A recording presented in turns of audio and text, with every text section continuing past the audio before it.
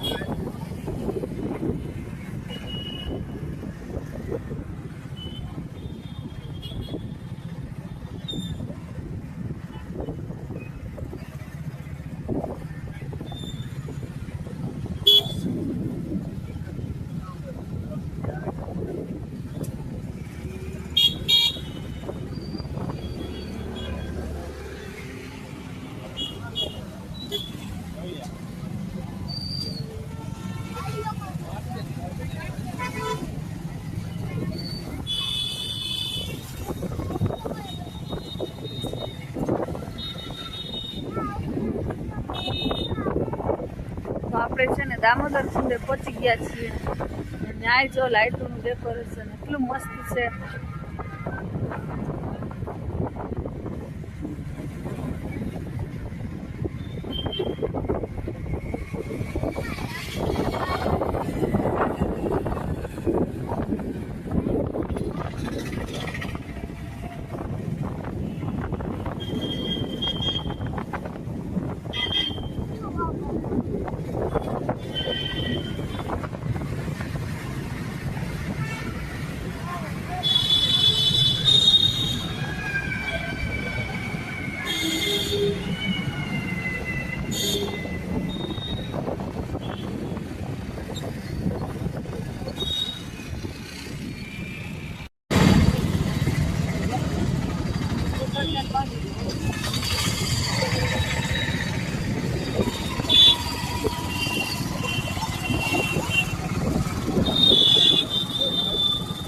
જો આ બધા છે ને સ્ટોલ નાખવા વાળા છે, બેડામાં વસ્તુ વેચવા વાળા તૈયારી એ પણ કરવા માંડ્યા છે। એમ કે હવે છે ને કાલનો દિવસ જ છે, પરમ દિવસથી તો મેળો ચાલુ થઈ જાય.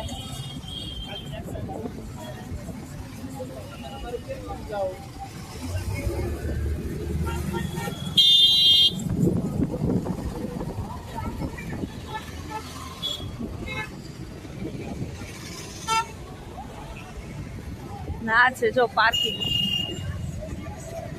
કેવડું વિશાળ પાર્કિંગ છે અમારા ભવનાથનું. સ્ટેડિયમ બનાવ્યું છે, બહુ મોટું પાર્કિંગ છે ને આજ વખતે બસોની સુવિધા પણ સારી એવી છે, એટલે નાના વાહન બાઇક રિક્ષા કોઈને જવાનું નથી, જે સરકારી બસ હોય ને એને જ એન્ટ્રી આપવાની છે.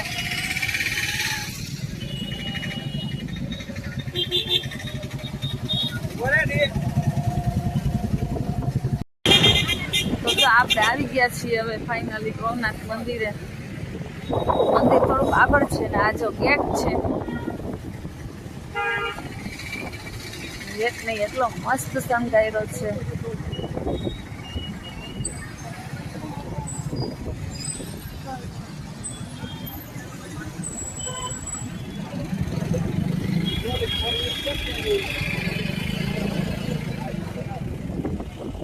હાલો તો હવે આપણે છે ને ભવનાથ મહાદેવના મંદિરે જઈએ.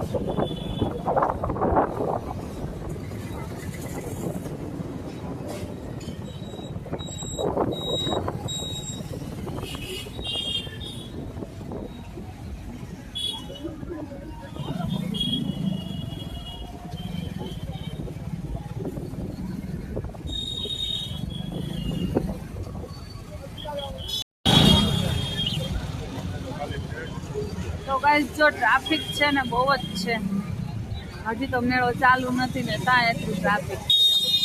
જો સામે દેખાય છે ને એ ભવનાથ મહાદેવનું મંદિર છે.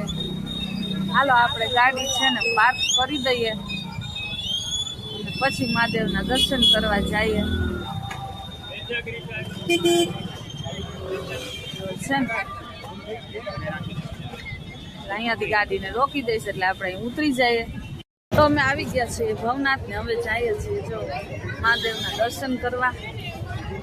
જો અમારો વંશ વિધિ ને જશ આગળ આગળ આવેલા જાય છે. વિધિ બેન જો આવી ગયા અમારી પાસે. કેવું લાગે છે વિધિ? મેળા પેલા મેળા પેલા મેળા જેવું લાગે છે એમ. હાલો તમને પણ આપણે ભવનાથ મહાદેવના દર્શન કરાવીએ.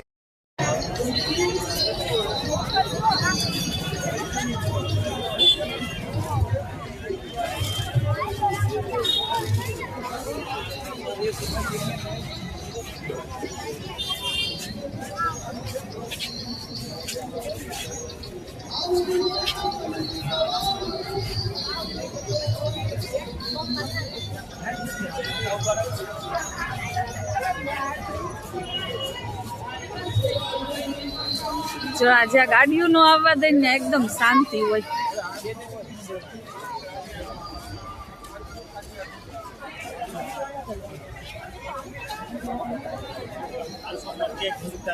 કેટલું મસ્ત ડેકોરેશન છે. જો આજ વખતે એનો મેળો છે ને એ મિની કુંભ છે ને એટલે કે ખાસ બનવાનો છે.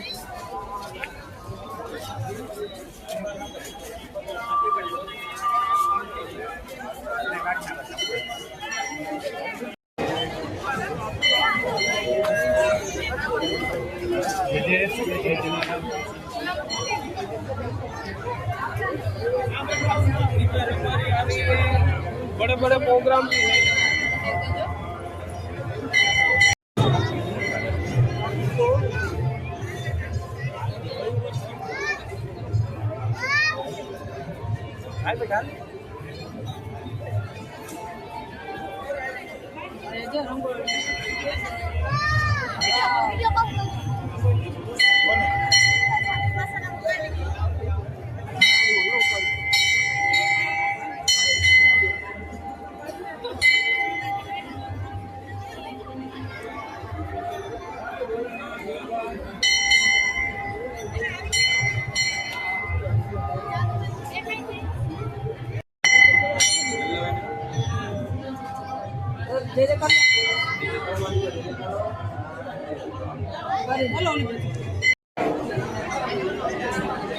તો ગાઈસ આ છે મુરઘી કુંડ. મેળો પૂરો થાય પછી મહાશિવરાત્રીને દિવસે રવેડી નીકળે ને, પછી રવેડી પૂરી થાય ને એટલે બધા જે સાધુ હોય ને એ આની અંદર સ્નાન કરે. આ એ જ મુરઘી કુંડ છે. જેમ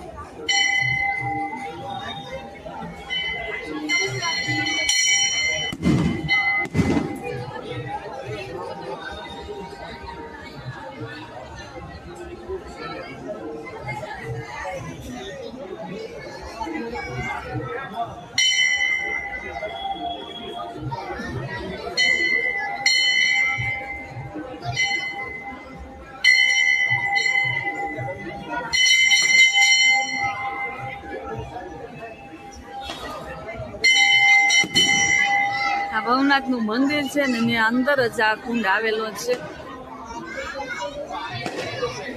હાલો તો હવે આપણે પણ બહાર નીકળીએ.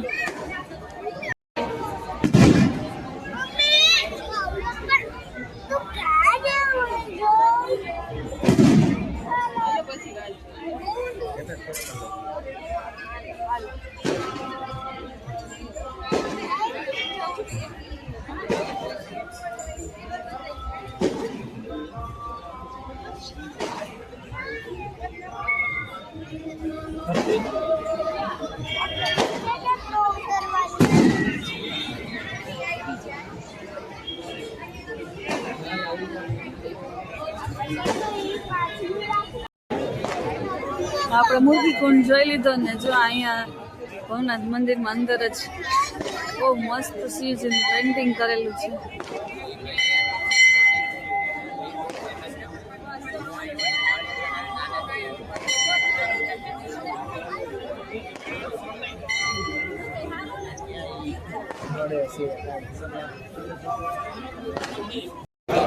તો આપણે ભવનાથ મહાદેવના દર્શન કરી લીધા ને હવે આ છે ને પાછળનો ભાગ છે ત્યાંથી ગિરનારની સીડી ચાલુ થાય. થોડીક આગળ છે સીડી ને આપણે હવે એ સાઈડ જઈએ છીએ. ત્યાં શું ડેકોરેશન છે, લાઇટિંગ વાઇટિંગ કેવું છે જોઈ આવીએ.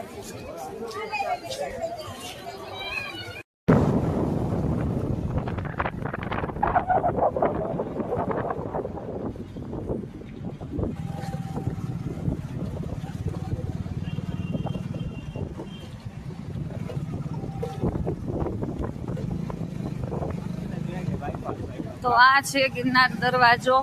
આપણે ઓલી વખતે ગયા હતા એ મજેવડી ગેટેથી જ દરવાજો આવે ને ત્યાંથી આપણે અંદર ગયા હતા ને આજ વખતે આપણે આ બાજુથી આવી ગયા છીએ બહાર.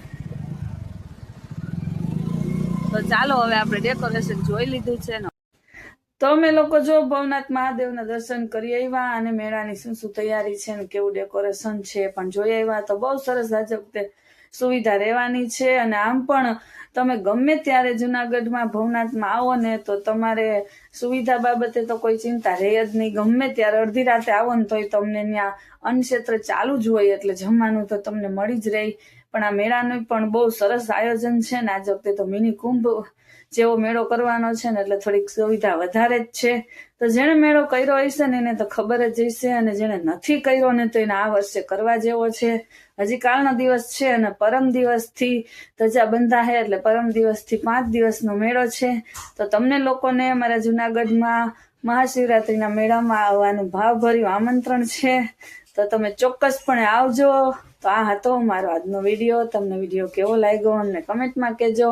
અમારી ચેનલ ઉપર નવા હોય તેને સબસ્ક્રાઇબ કરજો અને કોણે કોણે શિવરાત્રીનો મેળો કરેલો છે જુનાગઢનો એ પણ મને કમેન્ટમાં કહેજો. તો પાછા મળશું નવા વિડીયોમાં. ત્યાં સુધી આવજો.